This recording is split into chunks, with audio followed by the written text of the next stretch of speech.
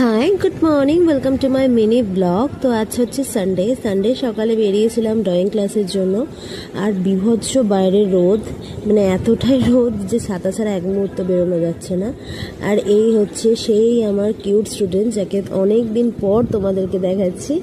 মাঝখানে বেশ পুজোর ছুটি এইসব, এতে তার সাথে ভিডিও একদমই করা হয়নি। দেন বাড়িতে এসে আমার একটা কাজ ছিল, তো সেটা নিয়েই বসেছি। এটা একটা পিডি ডিজাইন হবে, তো সেটা নিয়ে বসেছি। এটা মোটামুটি বেস কালারটা করে রাখলাম। দেন আজকে লাঞ্চে ছিল ফ্রাইড রাইস আর চিলি চিকেন। এটা আগের দিন আফরোজার বাড়ি গিয়েছিলাম, আমি খেতে পারিনি, তাই নিয়ে চলে এসেছি। সেটাই দিয়ে আজকে লাঞ্চটা সারলাম। দুর্দান্ত কাকিমা রান্না করেছিল। দেন বিকেলের দিকে বেরিয়েছিলাম একটু শপিংয়ের জন্য।